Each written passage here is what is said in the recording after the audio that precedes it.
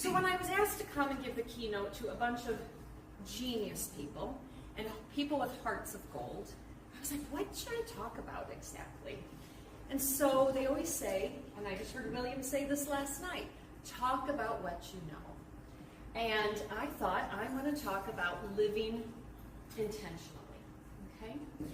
And I do have a story within the last 6 years that does support how this is ever present in my mind as well.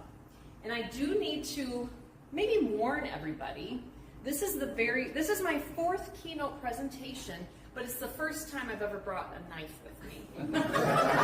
So, stick around until the end and you'll understand what this knife is for. Yeah, stick around. Oh, yeah! That was not planned. Thank you. You can tell the comedy stage hypnotist. I can do that. So, but you have to stick around for the end to hear that. All right, so what I want to share with you today, so Huda, thank you so much, passed around these little square pieces of paper on your table. And if you haven't already, take a moment and just look at these 3 questions on your table. And this is intended to just be kind of rapid fire. You're going to read these questions, and somebody, someplace, something, some event is going to pop into your head immediately, probably for every question. And so if you want to take a moment and scribble it down, you can. But otherwise, I know you have it in your head. So I do want to ask a couple of people, if you don't mind, share one of the answers out of these 3 questions, if you could. To do that, because even though you all obviously had different stories, at the end of the day, at the root of everything was how that person made you feel and still feel to this day. And I also heard time. People gave you time, or they're giving you time, okay? And so, isn't that a way possibly of living intentionally? Thinking about the time we give to people as well as how we're going to walk away knowing how we make them feel. So, that to me, that's living intentionally. So I heard Father a couple of times, so I believe I've always been aware of this, paying attention to how I operate and what I do and that type of thing. But nothing brought this to light for me except for almost 6 years ago. My dad was dying of cancer, and we all know cancer sucks. But the only good thing about cancer is there is a good to everything. So to me, the good to cancer is that it gives you time. It gives you time to say goodbye. And that's a blessing. It's an absolute blessing. And so my dad, it was his probably last couple of days on this earth. And it was, the last time his big, beautiful brown eyes closed.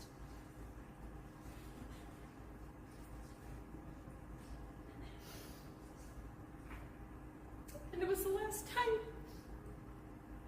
we heard his beautiful voice. But they say hearing is the very last thing to go.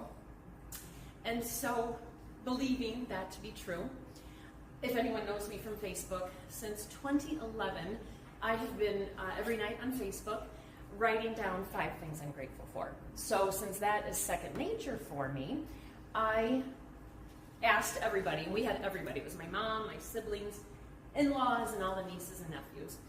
We were all sitting around Dad, and I said, hey, let's all go around the room and tell Dad everything we're grateful for. Oh my God. That lasted an hour or 2. And it was fabulous. And the stories that were told and the laughter, my dad was the biggest jokester in the world. So to know that he got sent home with laughter in the room was a beautiful gift. Because in those 1 to 2 hours, we all felt the gift that he gave to all of us. So what a gift we gave to him to send him home. But there was a couple of things of note with that. They were all the small, everyday details of life that we were talking about. Yeah, there was a couple of moments from when we went on vacation or something like that, but those moments would have happened even if we weren't on vacation. And so I think that's a little bit of my point too, is remember those small, everyday details to life, because those are what make up your life. And that came true with Dad. one thing I do need to say, and that's why I have that little picture of the barn. My dad and my grandpa, they both were farmers, and they were seed corn dealers. And I guess I like to think about all the seeds that my dad had planted throughout his life. And just what an absolute beautiful thing. So those were the last couple of days with Dad. But then when it came time for his visitation and funeral, I think people call visitation something else. A wake, right? A wake, yeah. I grew up calling them a visitation, so I'm like, I better clarify that. Anyways, so what ended up happening it was in January when he passed away, and it was negative 20 degrees in northern Illinois. And despite the weather and icy roads, like just tons of people came. And so that just let me know the impact that his intentional living put on everybody else in the world. And the stories that were told, they were amazing. But the one thing I will never forget, there was a guy who was my age, okay? And he came up to me in the receiving line just crying and crying and crying, sharing all these beautiful stories about my dad that I didn't even know half of them. And then his parting words to me were, I never knew a 77-year-old man would be my best friend. And that was so touching, right? So what ended up happening was just the stories that people told, and I just thought they were absolutely amazing. And it touched me. And I kept thinking to myself, he's my dad. How do I not know these stories? But it made me feel good knowing that the love he gave us, he sprinkled all throughout the world, which was wonderful. But at that moment, that's when I realized that as morbid as this might sound, I want my children, when we go to that next chapter, the role reversals, I'm dad and my kids are me, I want my kids to be awestruck. I want my kids to hear beautiful words like that I got to hear from my dad. So almost 6 years ago, that was when that was cemented into me. How am I living intentionally? And then that's why I wanted to start this with the cards that I handed out, because it gets our minds working. Who's touched our life? Why? How? And they were simple moments, everyday phone calls. I mean, a simple act, but yet you're going to remember that until you pass on. And that's just a beautiful thing.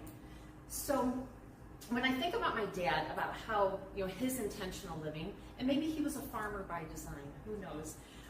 All I do know is he had the gift of gab. So when he was a seed corn dealer, just to walk around and just sell seed corn and talk to these farmers all day, I'm like, wow, I don't know anyone other than me and all of us in this room who are so perfect for the job that he had.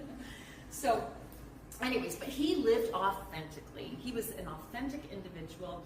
And I love this phrase, and I don't know if he's ever really said it, but this is how, like, living under his house, how it always made me feel. And it's look after each other. And I just think that's a beautiful thing. And always about bringing our best self forward.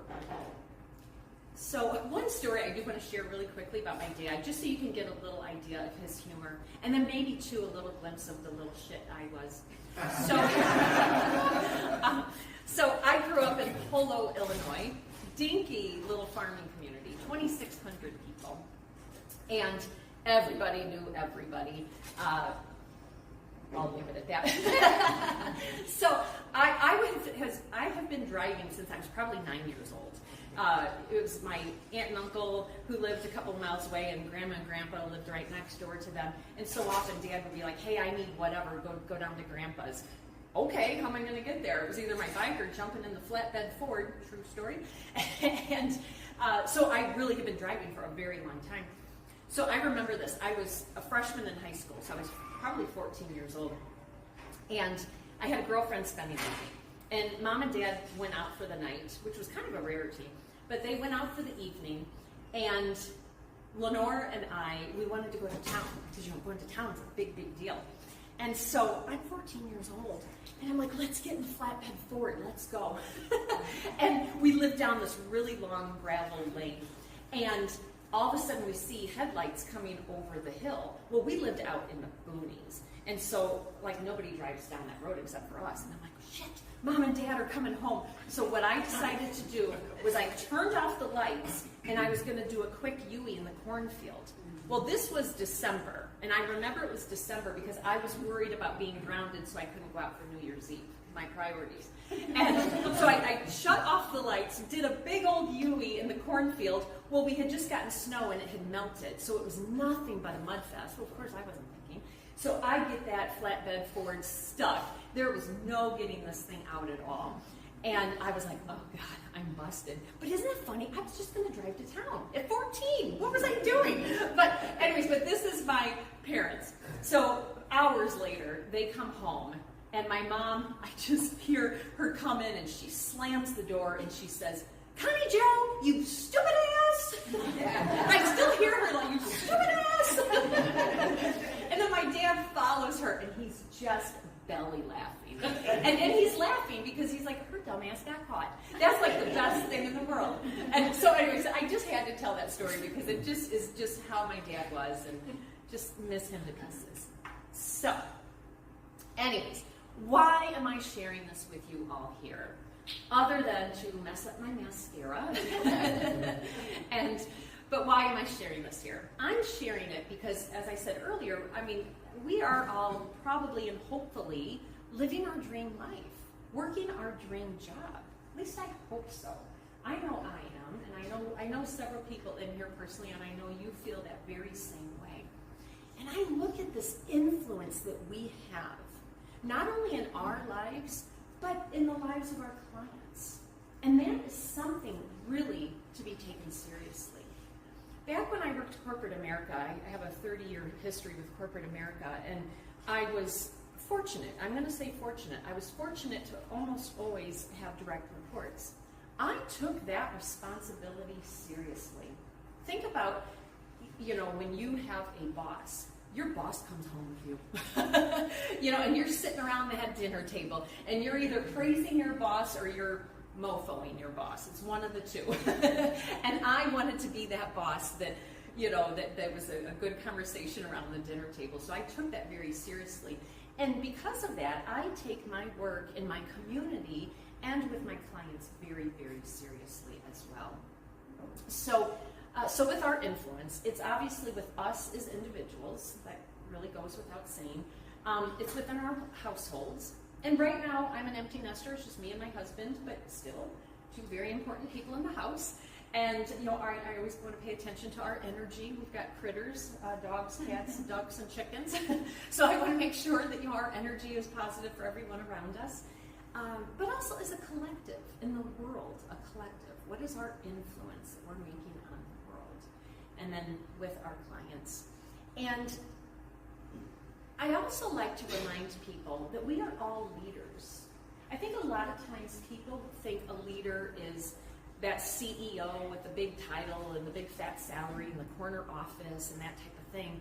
We tend to think that those are leaders, but every single one of us sitting in the room, we are all leaders ourselves. And to remember that. And I'm going to share with you some 5 exemplary leadership qualities that I was fortunate to learn long ago in my corporate career. And I'll share that with you in a moment.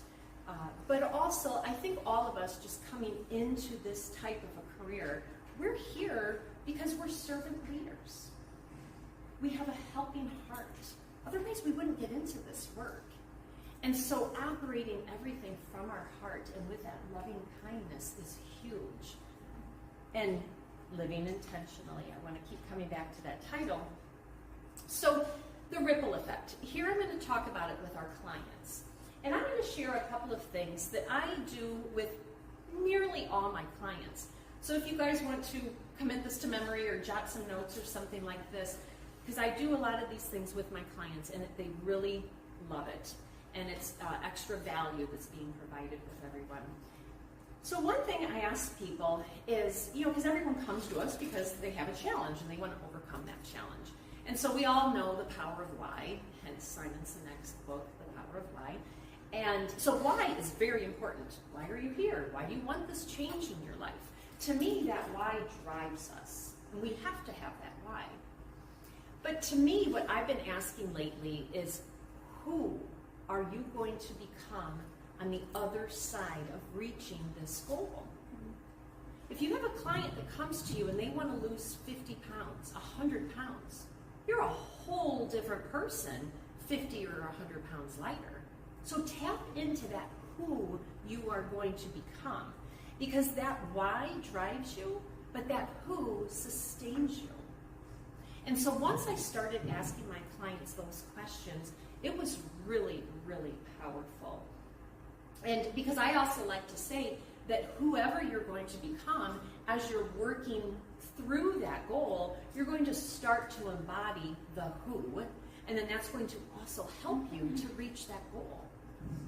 And so I also want to encourage everybody in this room too. You know, we come to conferences because we want to learn and grow and evolve and stuff. And so we all have our why for being here. But once we hit our big milestone goals, who are we going to become once we reach those? So for me, I have a massive financial goal. And the reason I have it is because my who, I want to become a philanthropist like crazy. I already have 3 organizations dog-eared for where I'm going to give my money. One of them, and I've had this written for 2 or 3 years, one of them I already have my anonymous postcard written for when my money goes out. So that's who I'm going to become. I'm going to be a philanthropist once I hit my goal. So that's what drives me. And so I just encourage everybody to think about that for you. But also use this with your clients, because it is really, really powerful. And you'll find a lot of people like, I don't know, who am I going to become? And so sometimes that pause is good, because that lets you know that, that struck a chord. They're thinking now, that type of thing. So I also like to remind people the difference between goals and values. Goals are something that you want to achieve, but values are something you want to be. All right? Once a week, I go to a place called Wiss Hope, and it's an addiction recovery center. It's my lowest paying gig, but it's my favorite gig. I go because I love it. And these people turn over every 30 days, maybe 45 if they got an extension. And I do a lot. And once a month, I go once a week for a consistent workshop, and then I go once a month for a longer workshop. I was just there a week ago Sunday doing a workshop on values. And so I asked everybody, who here has values? Maybe a third of the room raised their hand. And then I said, okay, well, even if you do have values, we're going to go through this exercise to identify your values. And then I asked a couple of people to share. And then I asked them, though, I said, I want to challenge you, though, with loving kindness.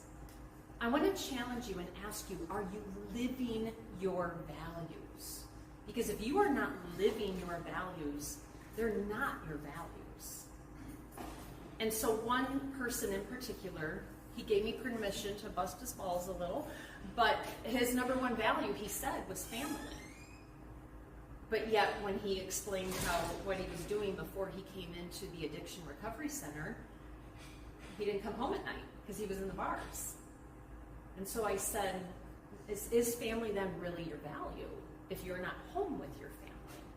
And this isn't to blame, shame, judge. It's none of that. It's a learning moment, because you either need to adjust your values for where you are now, or if family somewhere deep in your soul is your value, dig that thing up so that then you allow your family value to drive you home at night instead of to the bar.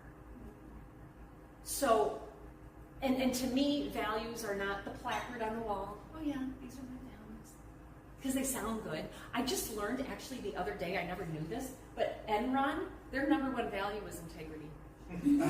Integrity, Enron. That is such a beautiful example of I call BS. You are not living your value.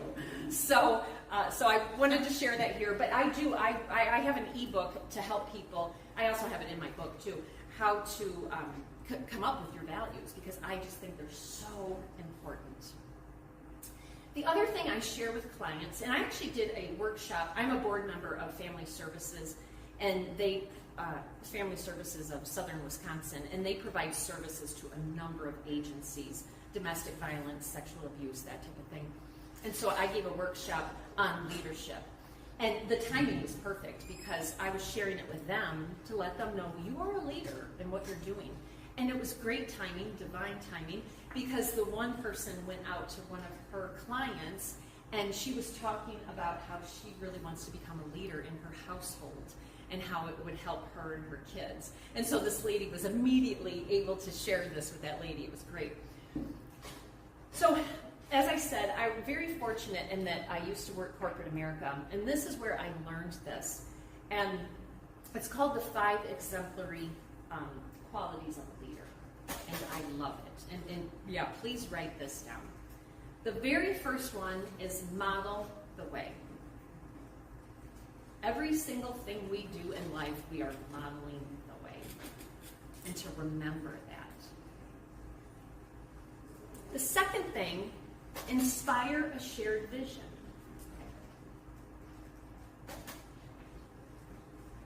You know, this one might be easy to do a corporate America thing, but you know, if you have a big goal to reach or something like that, you want to get everybody on board.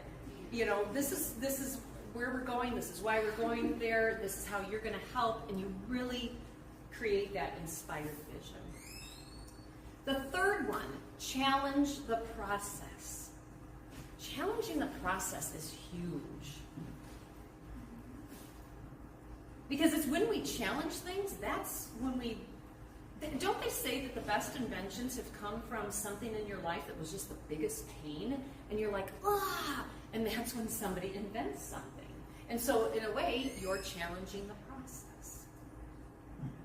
The next one is enabling others to act. Allowing people that time and space to be what they need to be, to do what they need to do. And then the last one is encouraging the heart. I love that. So model the way, inspire a shared vision, challenge the process, enable others to act, and encourage the heart.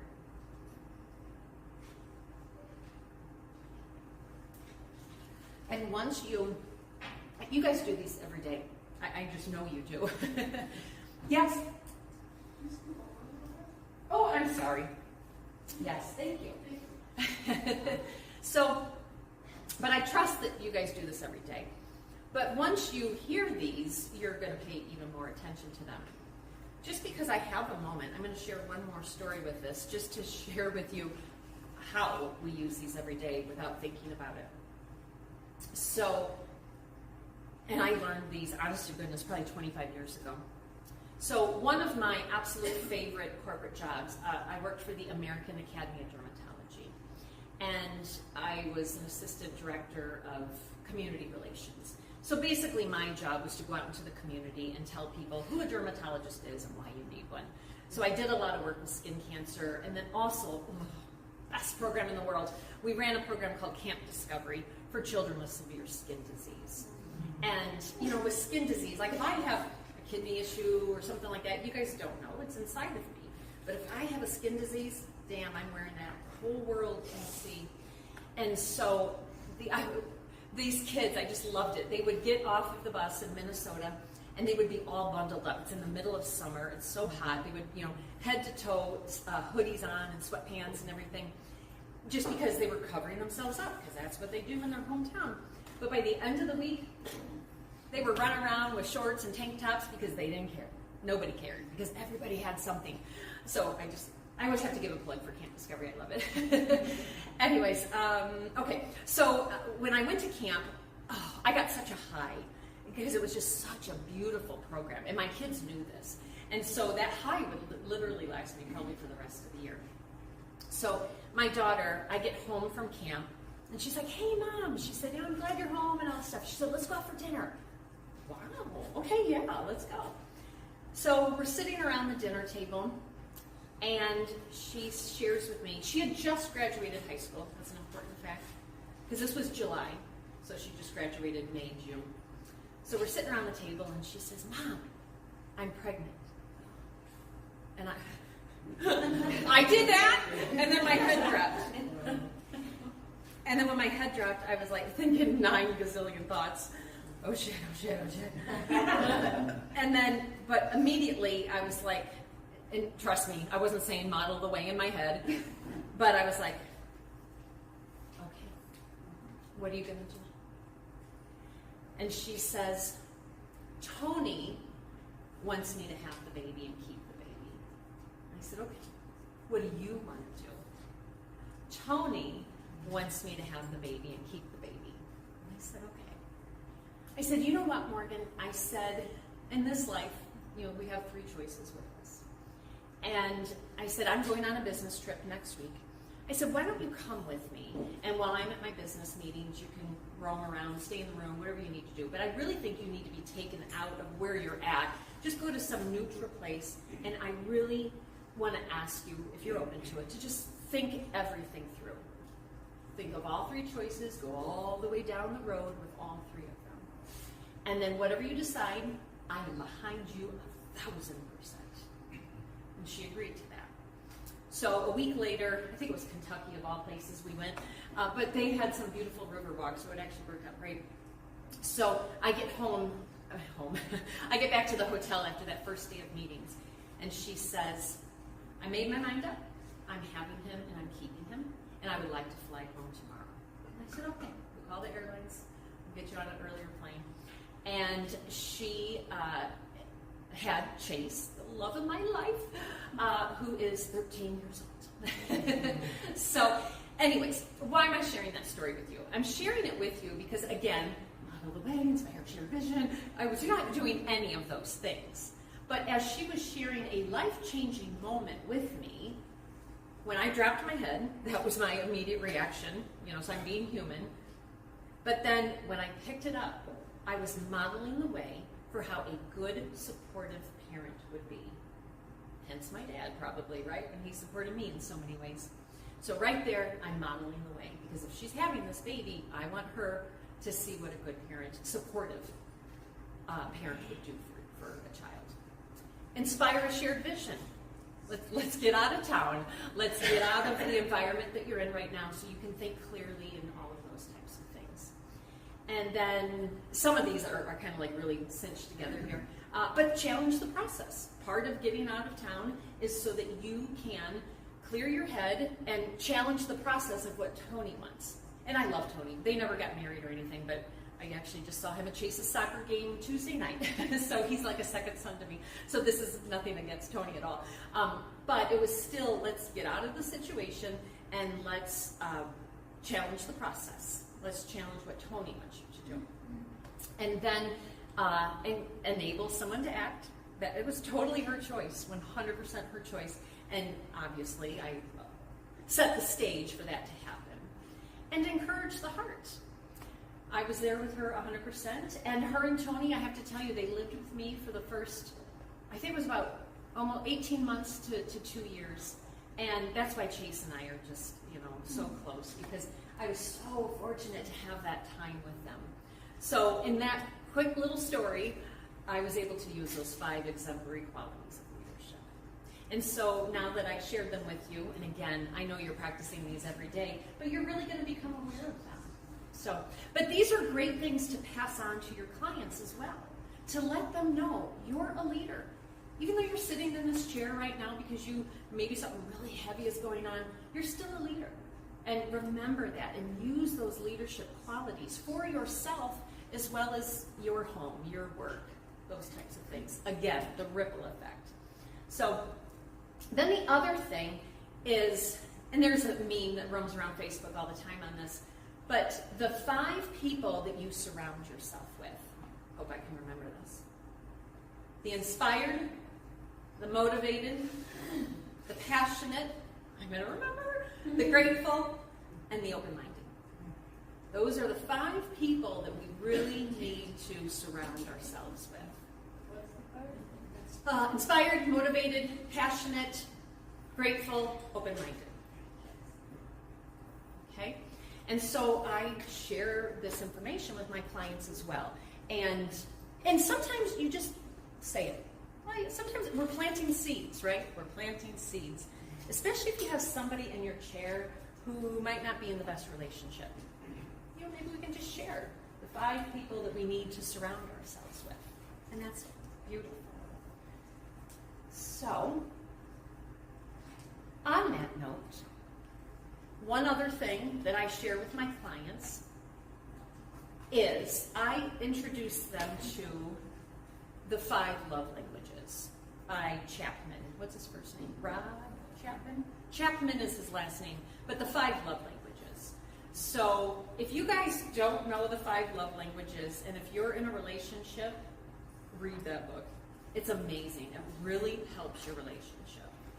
But also, I do, because there's an online quiz that's free, I give it to my clients, not all of them, but if it's going to be somebody I might work with for a while and really bring in my coaching as well as my hypnotherapy, I'm going to ask them to fill that out. Because I want to know, that person sitting in my chair, what's their primary love language? Because I will do things a little differently with them based on what their primary love language is. So, if you're not already doing that, and I think it's just, hi Daryl, I haven't seen you yet, hi. So if you're not doing that already, I think it's just 5lovelanguages.com, I believe, and then you'll just see a free quiz. He actually has quizzes on all sorts of different things, but I just use that basic one for my clients. And then I introduce that to them. And then so many of them will come back and say, oh my God, I use that with my husband, my wife, and it was really helpful. So it's all these nuggets, right, that we're giving to our clients all the time.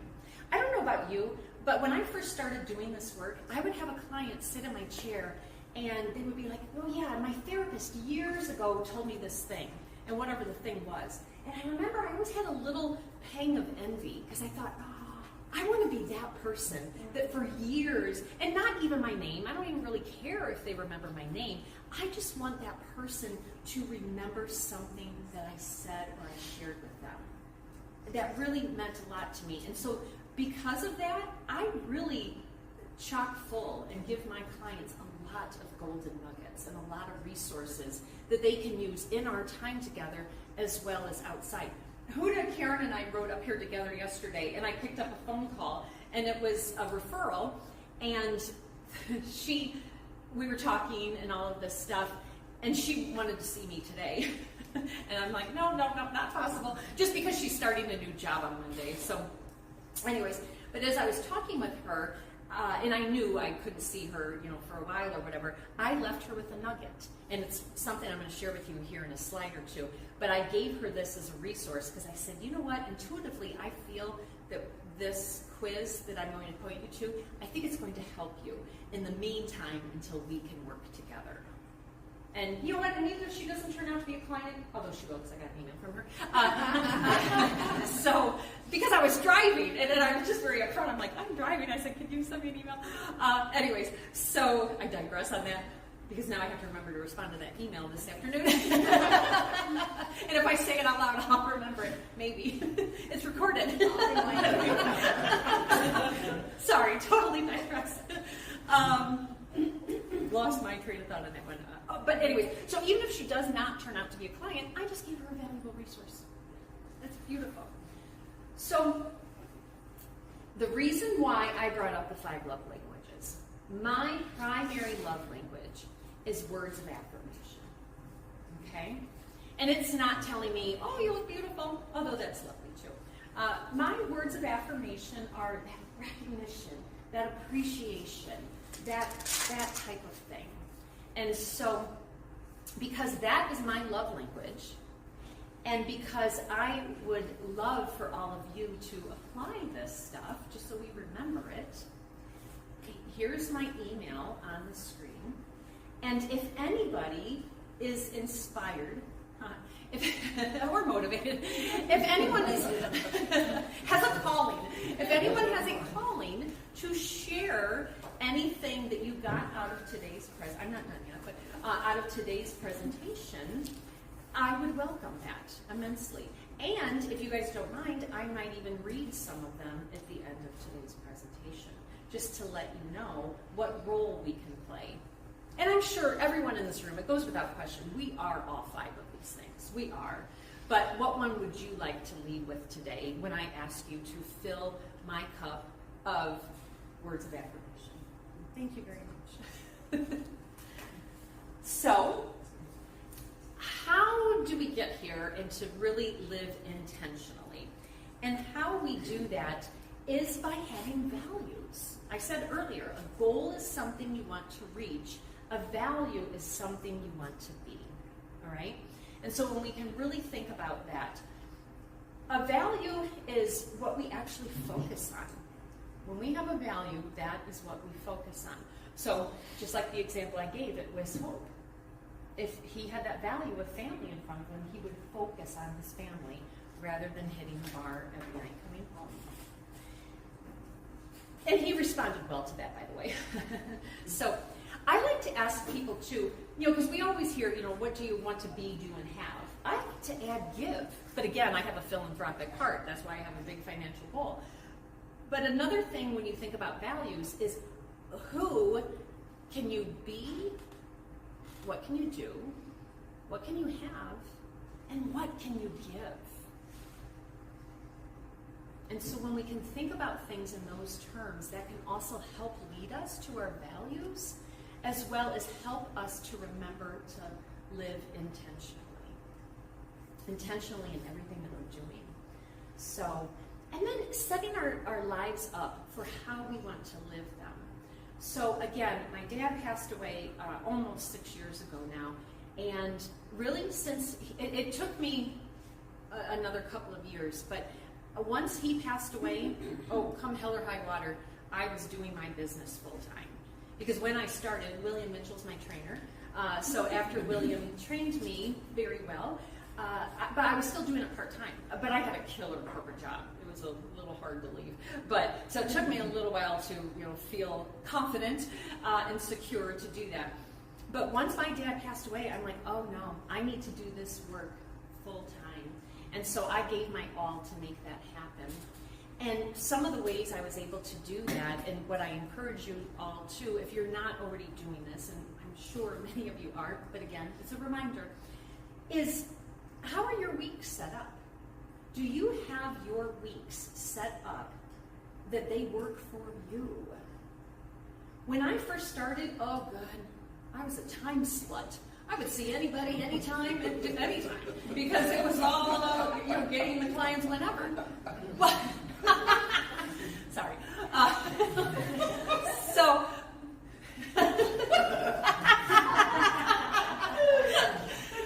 but now I don't do that anymore. I have set days that I see clients. I have set days that I do consultation calls. Are there exceptions I make? Of course. But for the majority, I have set days and times. This way, and then I have set days and times that I'm working, and I never remember, are you working on your business or in? I never remember the difference. But those days that I'm doing my marketing. So it takes time for girls to get ready. And I don't want to, and I'm pretty quick now, the older I get, I kind of don't care so much. But, because I know what the priority is, but it still takes time. So the days that are my marketing days, because I'm going to be shooting videos, I have a YouTube channel and just other things, well, those are the days I'm going to get all dialed up. Or the days I'm going to see clients, I'm going to leave a little bit of space in there so that I can take advantage of the hair and makeup and do my videos. But you know what? The days that I am going to be cranking out a new course or doing my finances or something like that, I always take a shower, so I'm kidding. But those might be the days I don't even take a shower and I put on the big old sweatpants. And then that saves me a half hour, 45 minutes to work on what I need to work on. That's just an example, but it's about setting up your week for success. And that is an example about how we are making our life work for us. Because again, we're living intentionally. And we're living intentionally because we want to leave an impact and give value to our lives as well as everyone around us. And so that's why we do those things. And then also, I know sometimes, trust me, I did too, especially when I first started. Squirrel, squirrel, squirrel! And I was chasing all the squirrels and not gaining any traction. And then in coming to conferences, they're a blessing. period. They're a blessing. However, sometimes we can hear or see and we're like, oh, I want that. But you know, sometimes that is smoke and mirrors. And so I always want to remind people, and this is why I come back to our values. What's important to you? What is important to you? I drive a 2010 Toyota 4Runner with a 0 car payment. I love it. I love it. That allows me, I see a number of clients, but it allows me to pick and choose because I don't have a $700 payment. But that's my choice. It's not right, it's not wrong, it's not indifferent. It's my choice because it's my life and I'm running it on my values and how I want to be intentional. And these guys got to experience my 2010 Toyota 4Runner. That ran fine. So, I know you guys know all this, but again, it's worth repeating. But values truly serve as that compass of our life. Going back to that poor man at Wishope that, you know, I utilize as an example, but you know, that would be a compass for his life. Family is my number one value. Oh, that means I'm going to drive home. I'm not going to divert and go over here. Again, I already mentioned this with him, but embodying those values. They allow you to live an easier life. We can say hard no's and easy yeses. One example of that, if family is a number one value of yours, and if you have every Sunday 2 o'clock dinner that whoever can make it makes it, or once a month or whatever, some families might still do that. And if that is what you do, and that's your value, well, if somebody calls you to say, hey, you want to go to the Packers game? I should say Lions, we're in Detroit. You want to go to the Lions game? You're going to sit there and say, no, I would like to go, but no, I can't, because I have this commitment. Or if it's something you really want to do, then maybe you're going to go back to your family and maybe renegotiate for that one time. But that's an example about easy answers, easy life. Hard yes, easy. Oh, hard no, easy yes. But then also, I have this question.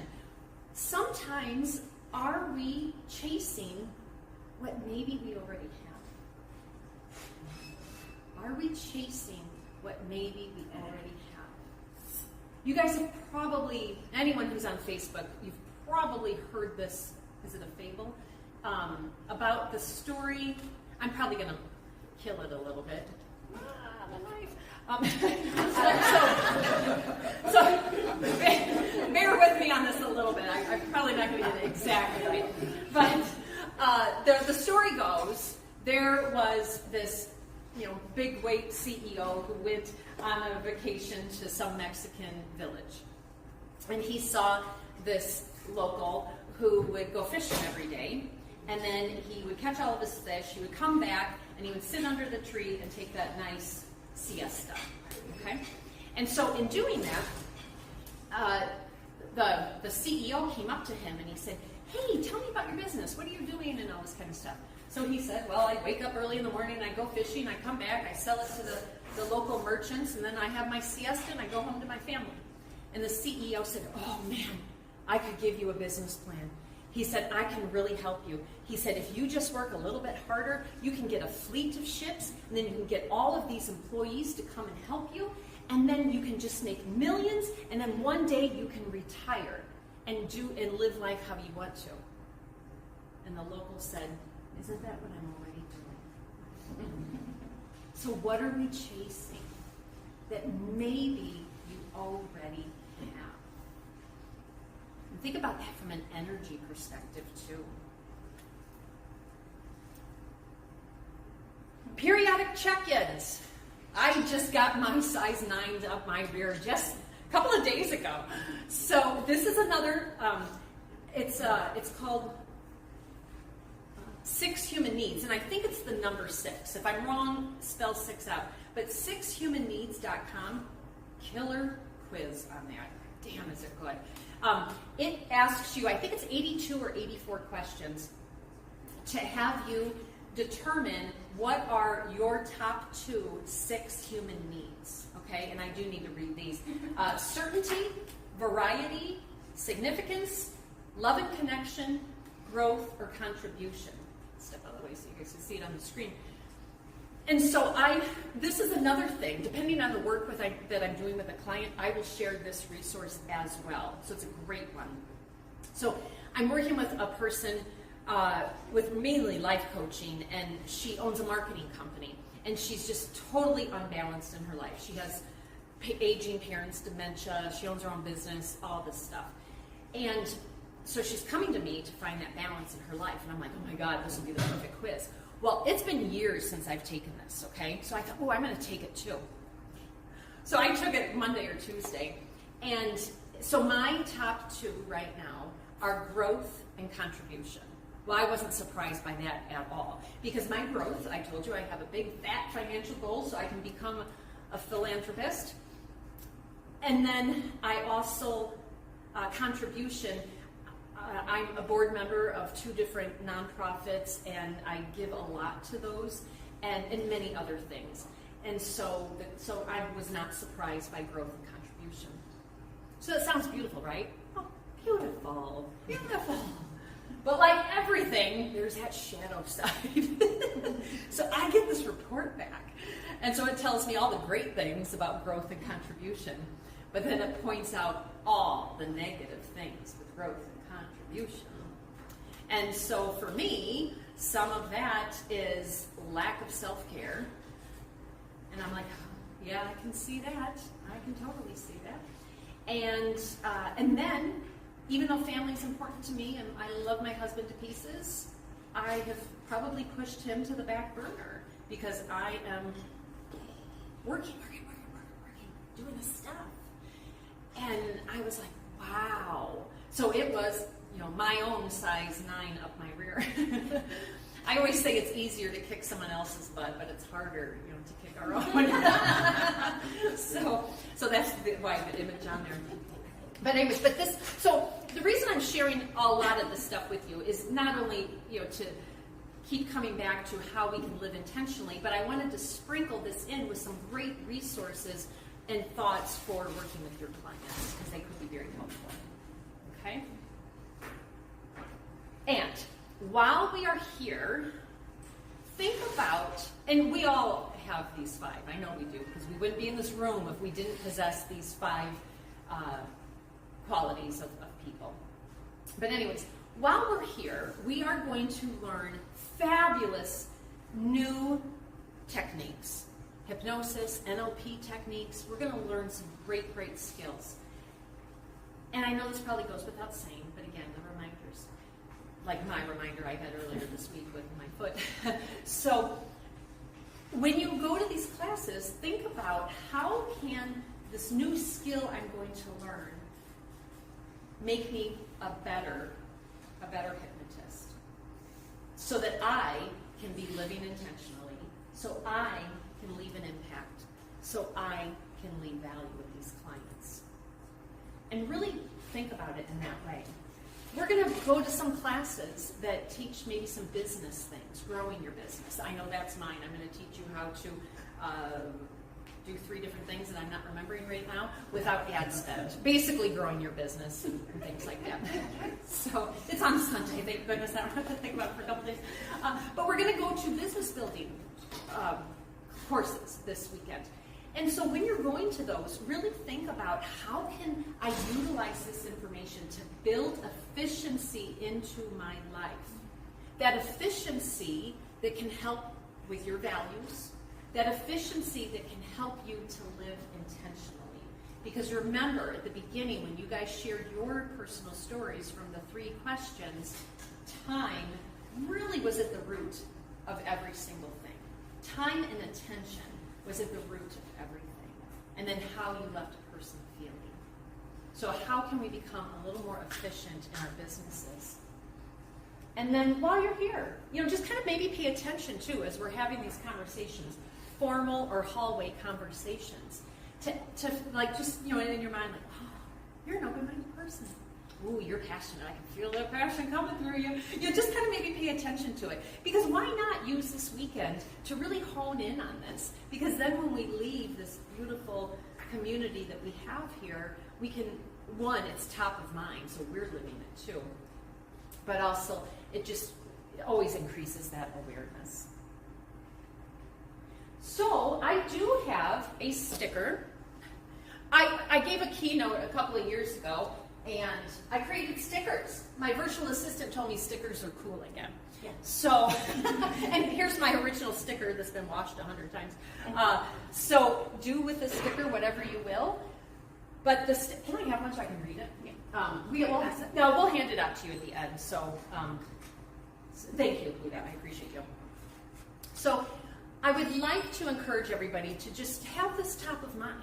So whether you put this on your laptop, your water bottle, your coffee mug, whatever it might be. But I created a little acronym. So it's called Live Your Legacy every day with loving kindness, empowering yourself and others, demonstrating greatness.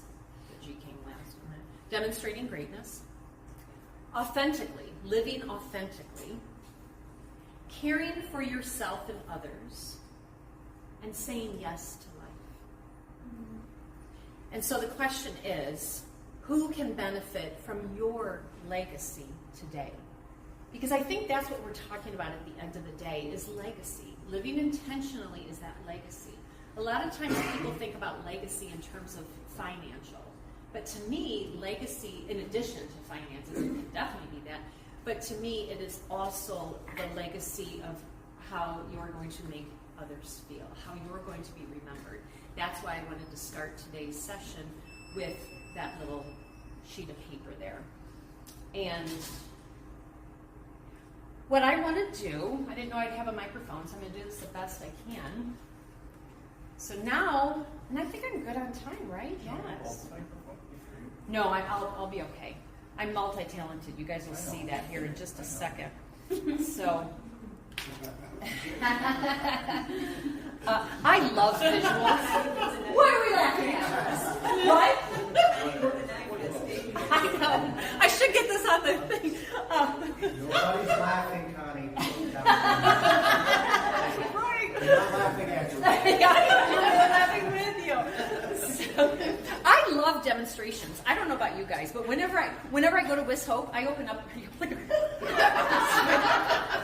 I open up every session with a great demonstration for them, and they love it because that can be memorable. So I'm actually going to end this one with a demonstration. Ouch.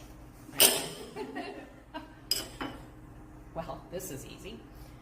So, all of us can easily slice this apple open and see how many seeds are inside of this apple, which isn't many. But nobody,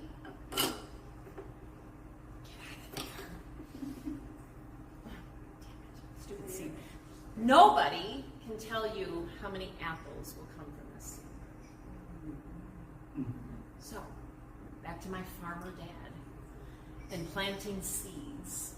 What seeds do you plant in your life? Who do you plant them for? And who will you become once it's harvest season for